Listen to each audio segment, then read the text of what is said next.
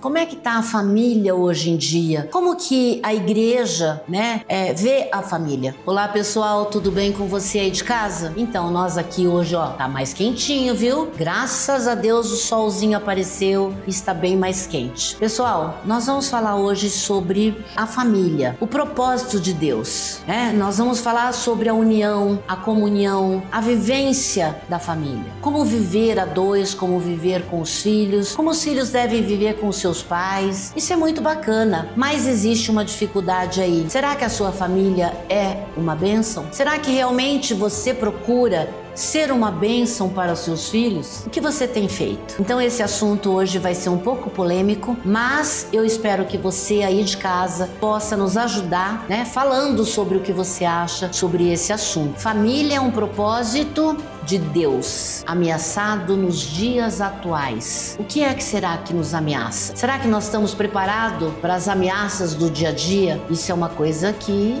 a gente vai aprender com a pastora, Débora? A gente precisa ouvir de você, uma lição, uma forma de conviver e viver com a família. Tudo bem? Tudo bem. Quero agradecer o convite para estar aqui mais uma vez com vocês nesse programa tão maravilhoso, tão enriquecedor, que sempre traz essas temáticas pontuais para os nossos dias. Então, o que eu puder contribuir, vou ficar feliz de fazer isso. Nós que agradecemos. Aliás, falar com você é um privilégio, porque sempre tem alguma palavra que nos conforta e nos ajuda, Mas, Débora, como é que tá a família hoje em dia? Como que a igreja, vê a família? Bom, a família, antes da igreja ver a família, a gente pode pensar que Deus formou a família, Então, é um plano de Deus, um projeto de Deus. Se tem algo que Deus fez, foi a família. Então, todas as outras coisas nós vemos Deus dando criatividade para o ser humano, construir um prédio, construir uma casa, mas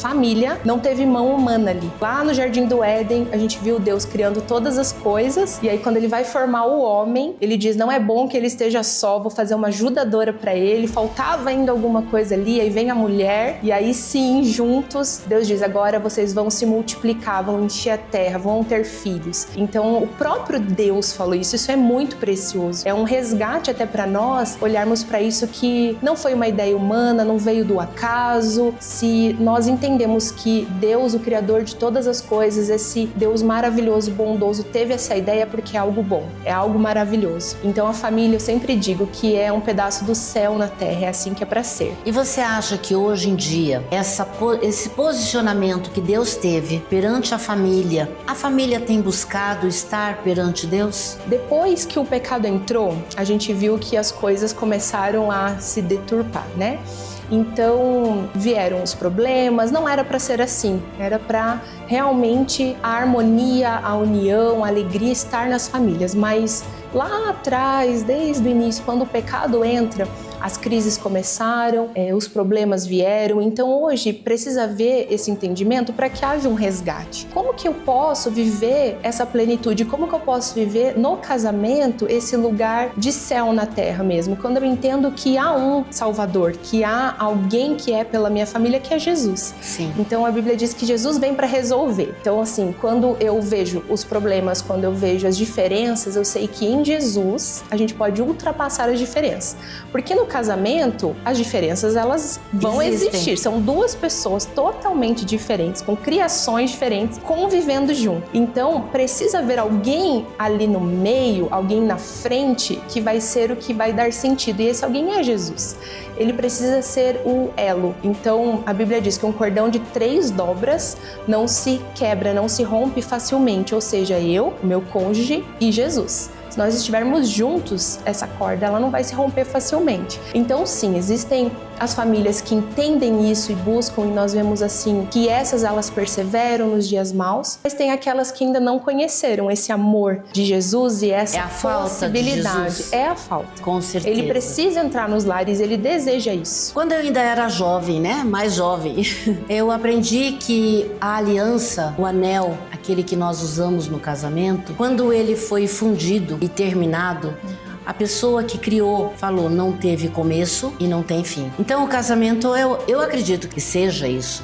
Na realidade, quando você casa por amor, quando você tem um sonho nesse casamento, quando você quer prosperar junto com o seu cônjuge, a criação dos filhos, a formação da família, você vê que a aliança que você fez com o seu cônjuge teve um começo? Teve, mas ele não pode ter um fim. Quando isso acontece, você acha que a quebra dessa junção, dessa união, dessa aliança, o que provém disso? O que acontece para que tantos casais hoje em dia estão destruindo os seus próprios lares? Eu vejo que a falta de propósito e de entendimento, que o casamento e a família muito além de um sentir. Então veja, se eu acordo e sinto algo, o meu dia vai ser determinado pelo que eu sinto. Então, por exemplo, hoje eu acordei sentindo amor pelo meu marido, então eu vou ser boa para com ele. Amanhã eu acordo sentindo raiva, então eu vou fazer o mal para ele. Por isso que precisa ser além de algo que eu sinto, é uma decisão. Por que muitos pulam fora do barco? Porque abrem mão de uma decisão eterna, abrem mão de perseverar no dia mal, quando o outro não tem nada para me dar, quando eu talvez me vislumbro com coisas de fora do casamento, porque é aquilo, Sim. né? A grama do vizinho é mais verde. Mais bonita, Mais né? bonita. Então, assim, um homem casado, às vezes ele pode olhar para fora e ver um vislumbre, por quê? Porque ele não tá convivendo no dia a dia, não tem a rotina, a exaustão com os filhos. A mulher é a mesma coisa. Sim. As mulheres hoje também, né? Hoje o índice de mulher que trai aumentou muito, então, dos dois lados. Mas se eu perder de vista que é uma aliança e não um contrato, é uma aliança, e a aliança é eterna, eu possivelmente vou dar espaço na minha mente para enganos, para tentações, porque ninguém está livre disso. É o que mais tem, né? É o que mais tem, mas eu preciso me manter nesse lugar de firmeza mesmo. Eu sempre falo de Deus porque é a minha área, né? Eu ali como pastora, mas eu digo assim, a nossa aliança no altar, ali no dia do casamento, o que é? Perante Deus e as testemunhas. Então eu tenho que lembrar que antes de eu ter uma aliança com o meu cônjuge, eu fiz uma aliança com Deus, eu não posso quebrar, isso é muito sério. Sério. É muito sério. Então eu não vou oscilando de acordo com o que eu sinto, porque eu tenho uma aliança com Deus, depois com o meu cônjuge. E aí eu entendo que é uma decisão diária, que é uma perseverança. Eu digo é uma luta diária, né? Uma luta diária. Quando algum casal vem para um aconselhamento, alguma coisa, eu vou fazer minhas malas, eu vou sair de casa porque eu não aguento mais, eu digo, enquanto a porta do divórcio estiver aberta, vocês vão por ela. Essa é uma porta que ela precisa ser trancada e a chave jogada fora. Exato. Porque senão brigou, eu quero ir embora. O recém-casado, eu vou voltar para casa dos meus pais, né? E os pais, assim, se eu puder dar um conselho para os pais que casam os filhos, não deixe isso acontecer. Não deixa. Diga, olha, agora você casou, assuma a sua responsabilidade, porque é isso. Um dia eu sinto algo, outro dia outra coisa, eu vou saindo, volto, uma hora isso cansa. E aí entra o desgaste, aí vem os filhos estão vendo isso. Então é uma decisão. Existe um sofrimento de ambas as partes quando um casamento se desfaz, né? Na realidade, eu acho que não importa quem vai desfazer, o sofrimento é de ambas as partes, os erros também podem ser de ambas as partes, mas existe um determinado problema e nós estamos convivendo com isso a vida toda e agora tá ficando pior, né? Que são as traições, são aquela coisa que você pensa assim, mas por quê, né? Por que eu fui traída? Por que eu fui traído? Por quê? O que será que estava errado em mim? Então é uma dor, eu fico imaginando que a pessoa chega à conclusão de que ela não é ninguém, né? Quando você recebe uma traição, quando você está na traição e você pergunta para você mesmo, o que eu fiz de errado?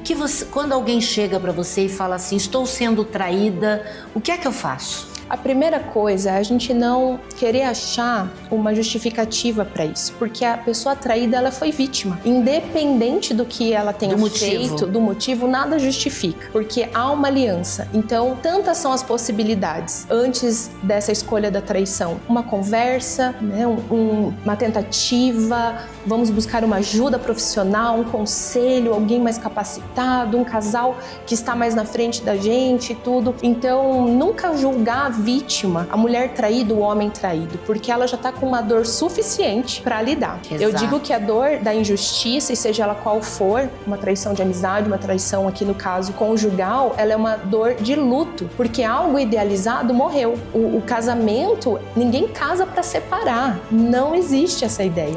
Também concordo. Quando entra a traição, entra uma terceira pessoa na relação, o ideal, todo o sonho, o vislumbre do envelhecer juntos, a dor daquilo que se perdeu é uma dor de luto. Algo morreu. Essa pessoa ela precisa de ajuda, ela precisa de muito acolhimento.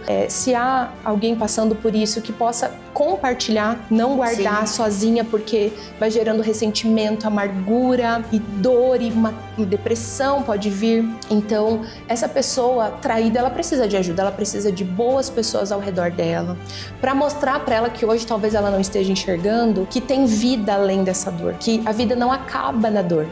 É um momento, é muito doloroso, mas ela vai sair disso e que a vida continua. Ela não é a ferida dela, ela não é essa marca. Existe sempre uma saída, né? Existe. Quando a gente acredita que a gente pode fazer o melhor. Pessoal, esse é um assunto que machuca, é um assunto que dói, é um assunto que fere. E é uma ferida tão aberta que poucas pessoas sabem lidar, né? Então, isso que a pastora está falando é exatamente procurar pessoas idôneas, pessoas que têm coisas boas para falar.